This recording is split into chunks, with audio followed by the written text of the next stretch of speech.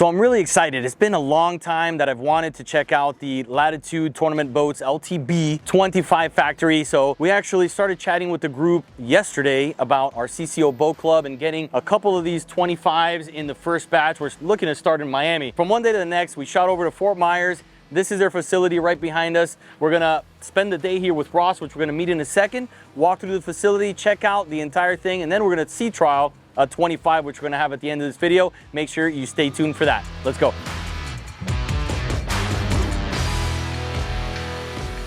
So now we're inside the LTB facility and I have Ross with me. Hey, thank you very much for having us. Son, thank you. He's the manager of this craziness here, and I want you to kind of take us through as if we were, looking to buy a boat. I'm gonna ask some questions, but let us know how all this functions and what goes on here on a daily basis, I guess, at LTB. So the company's been around for about 10 years. We're a built-to-order company. Every boat we build is different. Every clientele we get is different, whether they're from the Northeast, the West, or here from our hometown, Florida, or home state. All of our boats vary. We do about 4 a month.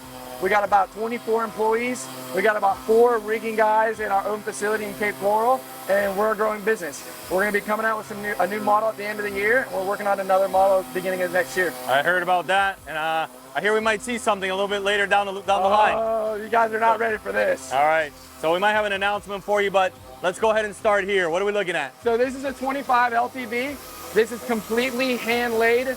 So we do our blend of 1708, 1808 glass. We use polyurethane resin. All of our glass is from Vector Ply out of Alabama. We use all of our resin here, made here in the state of Florida. We do no coring on the whole hull, so our whole entire hull is about 3/4 inches thick. Our transom has about 1 inch of CUSA and about 16 layers on the transom. No coring on the whole side, 3/4 inch on the whole side too? 3/4 inch on the whole side, the whole entire hull. So the only flooring that we do on this whole entire boat, the liner flooring and the cap flooring. And the other thing is, as a 3-piece boat, Alan, it's all laminated together. There's no screws, nuts, or bolts in this whole boat besides the bracket.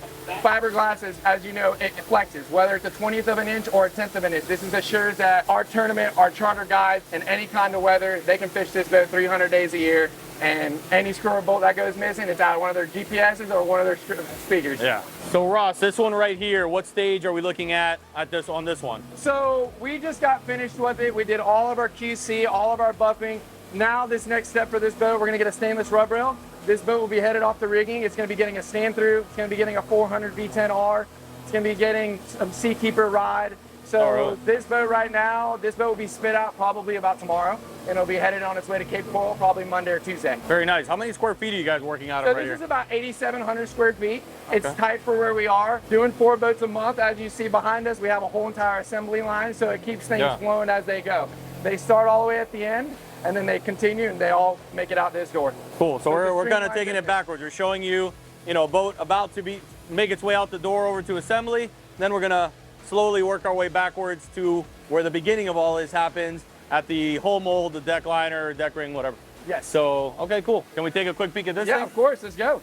So for those of you that aren't familiar with LTB, it's a very simple but well-built fishing machine. It's very purpose-built specifically for that, and they do a great job at doing it. So Ross, if you can, walk us through this one for those that have never seen an LTB 25. So guys, we're gonna start from the back. This guy insulated all of his kill boxes. These are 75 gallons each. So plenty of space for snapper fishing. If you're bottom fishing, you're in the back of the boat. You don't wanna go to the front to put your fish in the front kill box. This is easy to slide fish into. Ample amount of space here in our bilge compartment. Especially, obviously, you can see this boat coming from the factory. You got your fuel sending unit, you got your fuel lines. It's plumbed, ready to get rigged. We do a lot of these boats plumbed that we sell them as bare holes. And majority of our boats come like this, all labeled, so that way when the customer gets it to wherever he's going, he has an envision of how to do this boat and how to build it. Okay.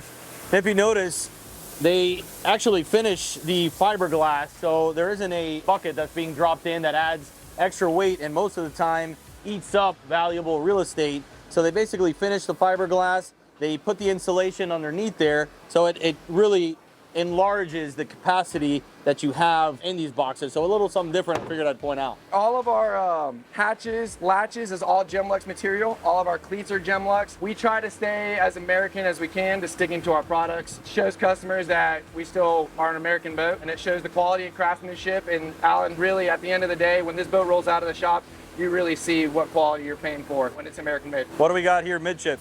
So midship, these are the new hatches. This is from our new liner. This is probably about a year old. This is mainly our storage for our batteries. Keep in mind, Alan, our center console goes 9 inches over our bulkhead on both sides. So if a customer wants to put his batteries in here, a 36 volt in here, and then his two 12s, he still has an ample amount of room to drill a hole and to run his wires into his console for his onboard charging. Very nice. And at the end of the day, Alan, when you take your batteries out of your console, you have more room for tackle gear. You can put a toilet in there. So, you know, customers think a lot like that and conserving the Yeah, it's nice to add that when normally you have just a bunch of open dead space. Correct. You know, in your stringer between the bulkheads there midship. And also, Alan, the other thing about this boat is that we have 0 drain rails on this whole boat. As you see, the whole floor is flat. Every single drain rail is about 1.25 inches. And everything is tied into each other, so everything is self-bailing through the back. Yeah, no, I like that a lot. All right, let's talk about the console a little bit. What do you normally outfit these boats with? Every customer, as I said, they're different. A lot of our customers usually do Garmin, do Simrad. Majority of our motors that we pair with this boat is Mercury. We have a really direct non-compete. Majority of our other customers, you know, it really depends, Alan, where your location is. In the Northeast, there's predominantly Yamahas and Suzuki's, so customers would love to either go that route. You can put 2 Garmin side to side, a glove box, VHF. You can position your steering wheel wherever you want, your binnacle, Seakeeper rider, your Lenco trim tabs. You still have enough space to put up to 6 rod holders on each side. And as I said, Alan, every boat's different. So rod holders, we either do 12, 18, 24, up to 36 rod holders. We give all of our customers the opportunity to, you know, fish as much as they can. Okay, you got a fuel tank down the center of the boat? So it's 191 gallons. It's a it's a 1/4 inch tank. It is coated, foamed, glass, and bolted into our stringer system. It's a good amount of fuel for a 25. About 535 miles to the tank. Oh, wow. So you can go very long ways on a 25. This is what makes us so special and unique. We're the only 25-footer that's actually producing close to 200 gallons of fuel on a 25-foot boat. No, it's definitely above average, and that's the nice thing about this boat, the simplicity of it, you know, the low maintenance portion of it, the fuel economy side of it, you know, and you guys are priced very aggressively on these boats as well. We are priced very aggressively, and Alan, the other thing is too is that I grew up fishing my whole life, offshore avid fisherman. Like, my dream was to build a very simple boat. A lot of fishermen that really hardcore fish, they don't need all the little nicks, all the gadgets, none of that. When I envision myself coming back to the boat ramp, I envision myself cleaning this boat within a half an hour. And next thing you know, I'm out. Low maintenance is key. I'm with you there. I mean, all the little tchotchkes that, you know, I can do without that. Simple, keep it simple, stupid. I kind of go by that. Easy maintenance, quick cleaning. That's what keeps you going out there. If you got a second guess and you're like, it's gonna take me an hour and a half to clean the boat, I got this thing that doesn't work, this thing broke, you start losing a little bit of the momentum, I feel. So the simpler and low maintenance you can keep it, the better, and that's one thing I think you guys have really killed it on with Latitude. Thank you. The finishing work has gotten tremendously. We have a great assembly crew. We have a great lamination crew. We have a great finishing crew. Alan, I can't thank my guys enough. You know, they get here every morning at 6 o'clock. And a lot of people don't understand the boat industry. It's not a job; it's a lifestyle. You know, it's a labor of love. I think we were talking about that earlier. This is labor of love, and I'm very thankful to have a great crew, and they love what they do, and they get here every morning. I never have to worry about them, and that's one of the biggest blessings I can ever ask for in this awesome. business. Good to hear. Okay, so rolling our way to the forward side of the console, what do we got here? So we got a nice cut door, Alan. So for the people that are fishing, you know, obviously it can always become a pain when you're offshore, the boat's rocking. Everybody may not have sea legs, right? So what we do here, this is enough space for a Yeti 65 or a Yeti 75 with a cushion. So easy access for people to get in, get their tackle, get their food, get snacks, get drinks, whatever they may need. Without moving the cooler. You have the two-door access. Yes, sir. And it's nice to be able to have that cooler so you can load it, you know, at the dock, at your home, whatever it may be, and drop it in, and then when you're done, pull it out. Because there's nothing worse than leaving sodas, bottled waters, beers, whatever it may be, in sloshy water and have them sit there till the next trip, gathering mold or whatever it may be. So it's a lot easier to deal with that off the boat than on the boat. So I like the fact that you can remove that a lot. And it's a lot better too, because if you see how aggressive our non-skid is in all of our molds, it's in our mold. And honestly, you don't even have to put anchors on the ground. As long as you have coolers and ice, you won't ever have to worry about anchoring in the ground. Hatch-wise, what are we getting into here? So now we're looking at about a 55-gallon well right here, front well. Nice. As you can see, this drains into a macerator valve out the through hole. So the best thing is about this, Alan, is what's so unique about this is that this could be another dry storage for people going to the Bahamas, going to the West End. This is another storage where they can put their luggage and gear. And it's macerated. It's nice you're not dropping that into the bilge. Nope. And then right there on, we have about 35 gallons each storage compartment. I can either false floor it, or you can use it as a tackle boxes and throwing gear in there. Just dry storage. As I said, another tackle. So yeah, we try to utilize every single square inch of this 25 we can, working with our stringer system. Yeah. No, smart. I see you have a big kill box up here. Is that what this is? So this right here is 100 gallons. It is completely insulated inside. So we have about 3/4 inch closed cell foam all the way around the whole bulkhead. And what they do is they do a skin out and they do one layer and we just gel coat it over. But this usually lasts for about 2 to 3 days on ice. Oh, really? Yes. Oh, that's nice. Again, it's huge compared to, you know, most 25s because you don't have that bucket in there, which if people understand that you add that bucket, usually they foam around the bucket, it'll get this thing and shrink 20-25% off this space you have actually going from stringer to stringer, bulkhead to the bow of the boat, all the way down to the keel, you know, so you gotta, it's a large box for a 25 for sure. It's a large, and as I said, you know, we don't know what our customers are doing with our boats. They could be either going to catch mahi or they can be going to catch big blackfin tuna. Yeah, of course. So we try to make it feasible for everybody to have a big enough kill box. Do you gas shock these normally, or? We can gas shock them as well. It's an option that we offer on our website. Gotcha. Okay, so now that we saw a boat that's at the final stages, I thought it made sense to actually start at the beginning. So right now we're in the hull mold. They actually have one laid up here working on the stringer and bulkhead grid. So Ross, take us through the steps here, starting from step 1. So step 1, what we do, this boat is very unique, Alan, because it's a 2-tone liner. So what we have to do is we have to tape it off, tarp it all up, spray the first layer of gel coat on the bottom, which this bottom of the boat, Alan's Boston Whaler blue. Once we do that, we're able to spray the sides Matterhorn white. As soon as they do that, they go into a skin out. So they'll do 1.5 ounces, going with lens of 1808 and 1708. Once they're through their first major, which is about 4 or 5 layers, they'll come in and RJ their chimes, and then they'll start their next layer with 1.5 ounces. Okay, no chop gun used at any point? No chop gun. No coring on the whole entire hull. As I said again, the only thing we actually quote do core is Kusa, which I don't really consider it. On the transom, of course. But you never know what these people are going to put on. It could be a 300, it could be a 500, it could be a 600. Better to be overgunned than undergunned at any point. Surprising to see that you guys don't core the hull size, which is, you know, common practice. This thing's got to be, you know, rock solid by the time it's done. You're saying there's 3/4 of an inch of fiberglass on the whole side? 3/4 as well? of an inch. Yes, throughout the whole entire boat. What makes it so unique on this boat is, Alan, our boat's dry weight, just in glass, weigh about 3,800 pounds. So it's a very stout boat. Fully weighed, you're looking at about 7,300 pounds for a 25-footer. So it is stout, it's heavy, but the reason why we hand lay them, I mean, obviously we use about close to over 100 gallons of resin per boat that we build. And the reason why we do it is the quality and the craftsmanship of a boat. You've never heard of a light boat that rides good. So building a boat heavy, you know, it assures that all of our customers and clients are gonna have a safe, smooth, comfortable ride. Again, for some of you that may not be familiar with the process, the foam coring is usually used in between the beginning gel coat all the way out to the fiberglass on the outside. They'll use it to sometimes save cost, yep. Save weight, because it's much lighter, obviously. But you're never gonna get that solid finish that you get from fiberglass. I personally like a full solid fiberglass hull bottom at least. You guys take it a step further and fiberglass the sides. This thing's got to be an absolute tank. And again, it's nice to have that weight. Me personally, I'd much rather run a boat and be solid through a chop than to be able to run it at 70 miles an hour that you never do anyway. You're going to be cruising at 30, 40 miles an hour. I'm sure you're going to be doing it economically well with your fuel burn, but you're going to be in a solid boat if, you know, things get hectic offshore. Correct. And here's the other thing, you know, we use a lot of glass, we use a lot of resin. When you core the hulls, you use less resin, less glass. Obviously, you create more of a flimsier, lighter boat. The one thing that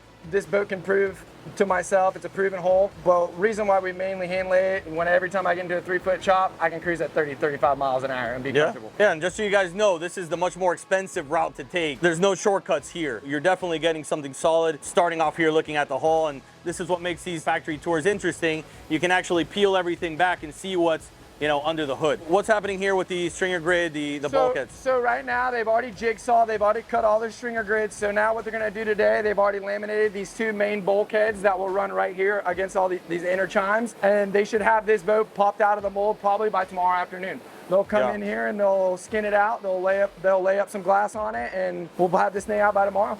So you said every 6 days you're getting a boat out of the mold? About 7 to 8 days, depending on weather. 7 and 8 days. So you get the stringers and bulkheads laminated within this before popping it? Correct. Okay. And our gas tank also gets set inside of our boat before we pop it. Gas tank as well? Yes. Again, for those of you that may not know about this, you may see a company that tries to rush the process and they'll lay the hull up, pull it out, put it on a cradle, and then get into the stringer and bulkhead grid, then get into the fuel tank. But you never know what that cradle is going to do because you don't have the support of the mold. So you can very easily twist that hull slightly. And at that point, putting in your stringer grid and bulkheads could really contort your boat in a certain way. So if you can do it while it's in the mold, you know it's not going to bend at all. Nope. You're going to put these stringers and bulkheads exactly where they need to be. And then you tie that all together with that fuel tank. So you got a solid structure. When you pull it out, that thing's not budging anymore. It's not budging at all, not even one flex. So Alan, what we got right here is our flooring of our boat, as called our liner. How we build this one, we do 2 1.5 ounce. We do a 1708, 1808. Once we apply that, then we start doing all of our closed cell foam that only goes on our flooring. Okay. Then we'll RJ and putty it, and then we'll go in for with another 1/2 ounce and tie it all up with an 1808. Okay, very nice. You can see this process doing it by hand.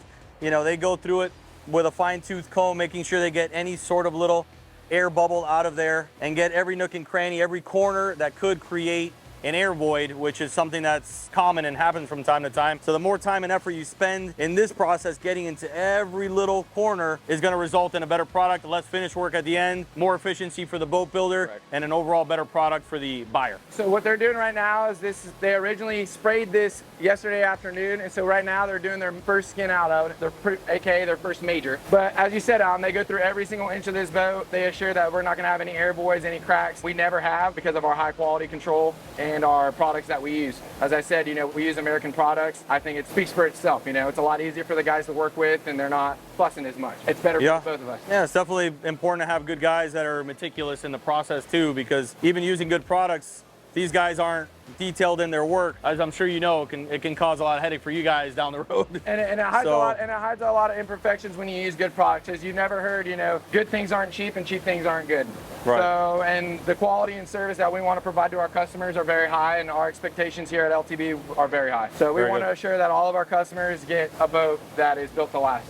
Okay. And a lot of people that buy their boats, these are their last boats. So we want to make sure that they're built stout, built heavy, and built right. So Alan, what we got here is our cap. This is our top piece to our boat. As you see, all of our non-skid is in our molds. So the best thing about it, once we spray it, lay it up, pop it out, no spraying gel coat. It is done, it is complete. All we have to do is cut the flange off and we're ready to mount it onto the boat. Yeah, nice. What he means by that is you do see it from time to time where they'll spray this non-skid after the fact. Obviously, it's a tedious process. It takes extra time. So when it comes to efficiency and quality, having it in your mold is definitely the way to go. And definitely timely matter. Without having this would take probably a whole day, day and a half to actually non-skid the whole boat. Oh yeah. So it's a very tedious, as you said, it's a lot of material to use to get non-skid like this. So it's a lot quicker, it's a faster process, and it helps us make our quota per month. Yeah.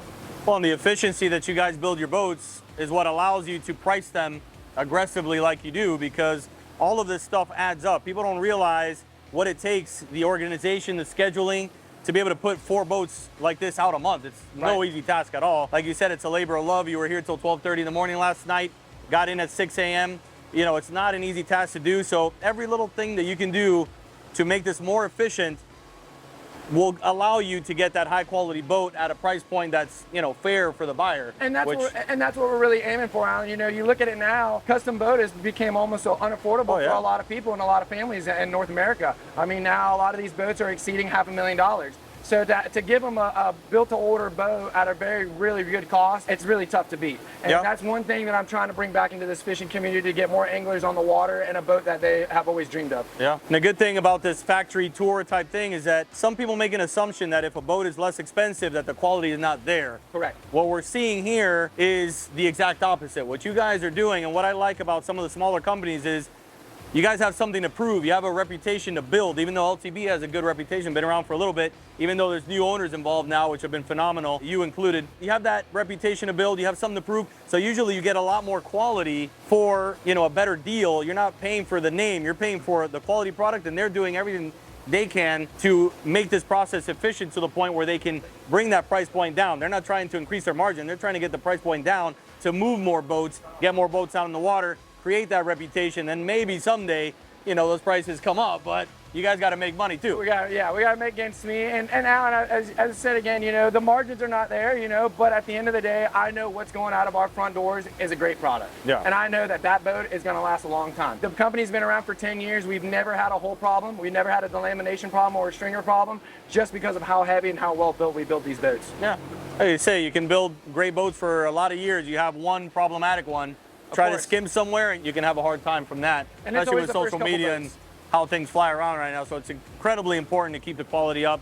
And I commend you guys for doing what you're doing here. I appreciate it. Thank you so much. So Alan, now that we just got looked at our cap mold, this is our finished product. As you see, all the non-skid is perfectly all around the brightwork, all around the drain rails. Also, what we do offer on these boats, we also offer another casting platform, a removable attachment. It gives the cobia fishermen and it gives the hardcore anglers that when they're getting up in like the creeks to catch bait, they have a bigger platform to cast off and throw a net. Yeah, and looking at this non-skid, we were just talking how coarse it is. It's fantastic. Throwing a cast net off the bow, or even, you know, running up on some birds and climbing up here and throwing a bait. I had Brian, one of our guys, did a front flip off of a boat we had once, and it's just because he didn't have the grip. It was on a sea deck, believe it or not. But, you know, this is awesome. When you're using a boat for what this boat is built for, fishing, going after bait, hunting, falling birds, whatever it is, having something like this for real life instances is super important. And it's very important too, as well, wet, dry, you're gripping onto it. You're not gonna slip. You're not sliding and that's why we do it mighty aggressive. So what we got back here, Alan, we got a 35-gallon live well. This is our transom live well to all of our boats. Every time we pop a cap up, we install this, we glass everything underneath. We use no bolts, none of that. That assures that there's gonna be no leaks over the amount of years, all the amount of bait you put in there, you'll never have any issues. Especially with our in-floor live well, we laminate that to our liner as well. They're bucketed, but they're also laminated as a piece of our cap or our liner. Very nice to have multiple live wells on a 25-footer too, which is not incredibly common. So in our boat, obviously 191 gallons of fuel and 90 gallons of standard live well. So it's an ample amount of bait for our West Coast anglers and our East Coast anglers. Perfect.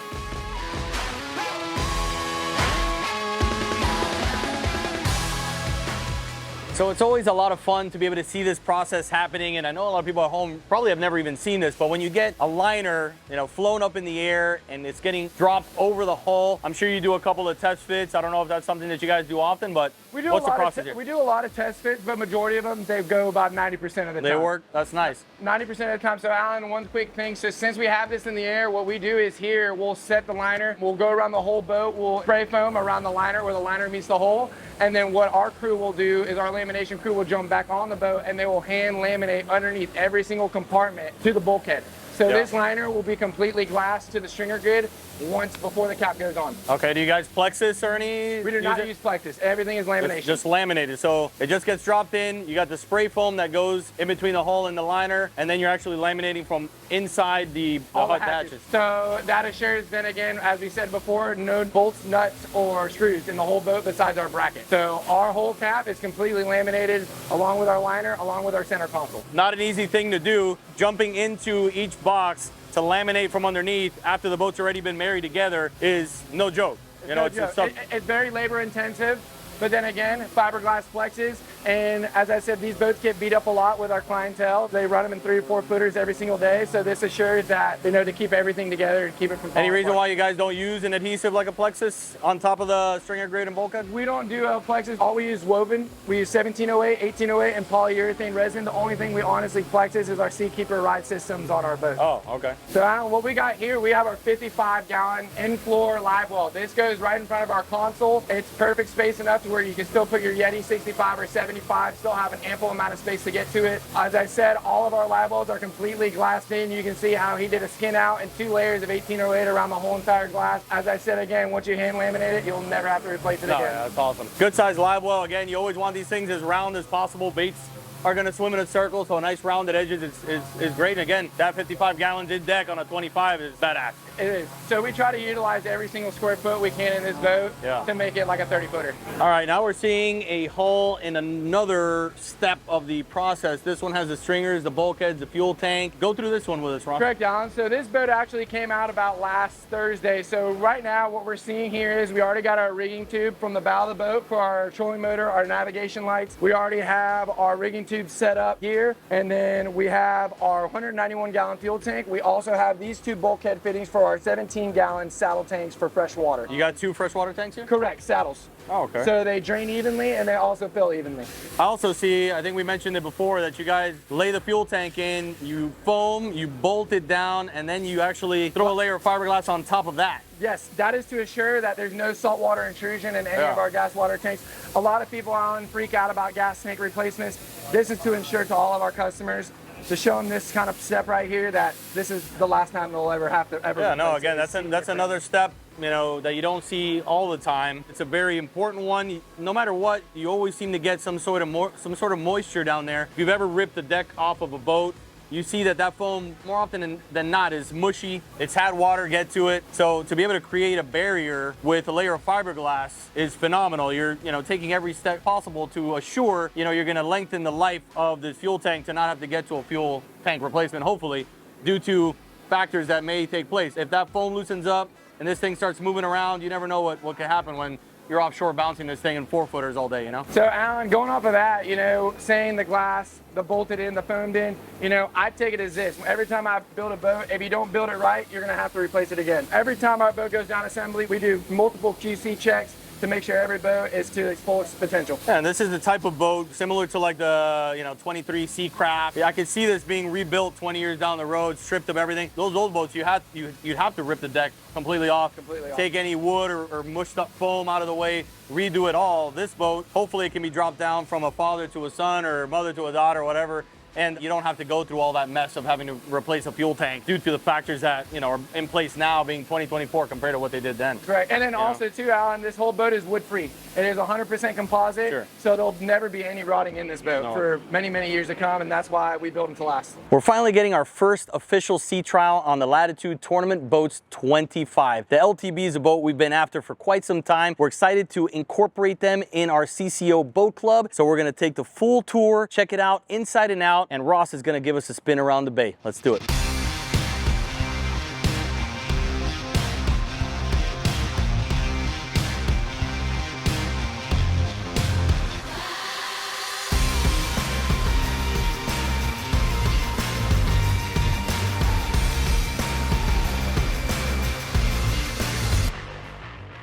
All right, Ross, let's go through this thing. It's absolutely gorgeous. We were talking about the ice blue color. I believe you're building one, same color? Yes.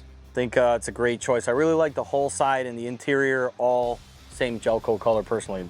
Really nice touch. And it's what makes our boat really unique. There's not many boats out there that are a whole solid color and different. Usually you see an off-white or you see white, but not a lot of times you're gonna see an all some companies don't offer it. It's just they don't want to deal with it. It's a little bit more challenging, but the final result is nice. You separate yourself from the crowd. I appreciate that all the time. So all right, let's start at the bow and work our way back if you want to. So obviously we have our Rodan spot lock. We have, these are 2.5 gallon pitch wells. You can use them for crab, you can use them for shrimp. You can plumb them and use them for pilchards if you're running on mahi, cut bait, chum. As Alan explained earlier, we do have a 100-gallon insulated kill box right here. And then we also have our optioned plexiglass lid for our 55-gallon live well right here. And then we have two 35-gallon storage compartments. Midship, we have two 45 gallons, along with our cut door that's standard on all of our boats. And this boat has a 75-gallon custom live well fold up leaning post. You can throw your cast net, get all the bait you want, easily accessible, don't get a mess on the whole boat. That is cool.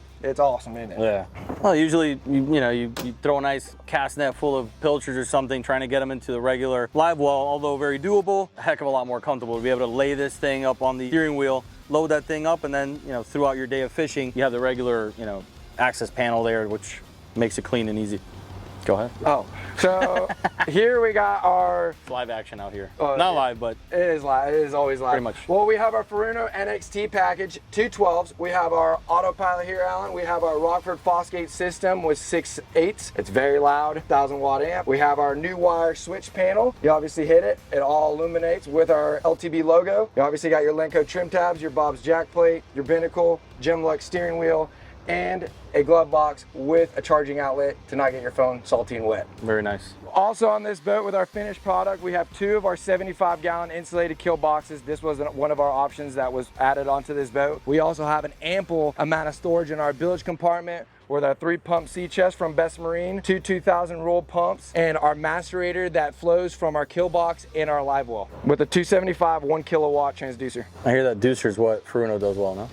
Yeah, they kill it. Yeah. They do kill the game. And then we also have our new optional fiberglass lids. So Alan, as I told you earlier, our acrylic lids were leaving a greenhouse effect inside our bilge compartment. It was getting extremely hot. So this was our one solution. As we all know, fiberglass absorbs a lot of heat. So now I can make it a lot comfortable for guys to put their 5-gallon buckets, their 2.5-gallon buckets for chum and bait, and they're not gonna have to worry about it thawing out super fast. Here we have our custom-made bracket with our non-skid, our Bob's Machine jack plate with a 6-inch uplift, and our Mercury Racing 300 VAR. She's an absolute rocket ship. Alan can vouch that she gets on a plane very fast in a hurry. You see the 25 with a 300 on it. Some may think it's not enough power. Plenty of power. This thing got up on plane, no problem at all. And I don't even know what top speed were you seeing? About 52. 52? Plenty. You also do twin configurations we saw back at the shop, right? Correct. We do twin 150s, we do two 200s, and we also do twin 225s. Okay, that was a twin 225 boat. That's got to be a rocket ship V6 Mercury's. They say the twin option is a popular one. I personally like to see twin 150s on this and think it's more than enough for what this boat. It's been a popular option. You know, the first twin boat, Alan, that we did, I was very scared about it because of the too much rear weight. But Mercury V6 unveiled that motor, that particular motor, and let me tell you,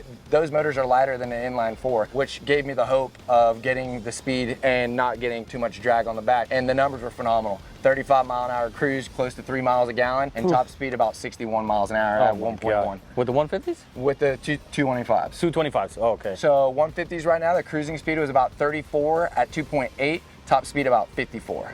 Oh, that's freaking phenomenal. So with twin 150s, it's plenty of power. It's plenty enough to get the family out there to go fishing. It's very economical for charters and commercial fishermen. They sip fuel, so that's going to be a very, very popular package coming up. And then a lot of people are choosing the twin option. It's nice with this 25-footer. You can go with the single option if you want to keep it a little bit more economical. If you want the twins for that peace of mind, you know, having another engine there just in case something were to happen, and maybe a little bit of an ease of docking at your, favorite restaurant or marina. Either way, it goes well. And like I said, I was very, very impressed with what this thing did with the single 300. Well, I greatly appreciate it, Alan, and thank you guys for coming from all the way from Miami. And I look forward to having you guys. Always hop, skip, and a jump. But I really appreciate you guys. Thank you. Thank you very much. We've had a great time. The factory and seeing the guys. Thank you for the spin. When you come down to Miami, let us know. Let's take one of these fishing, man. Let's go fishing. Let's go. Let's have some fun out here. Let's go all the time. All right, let's do it.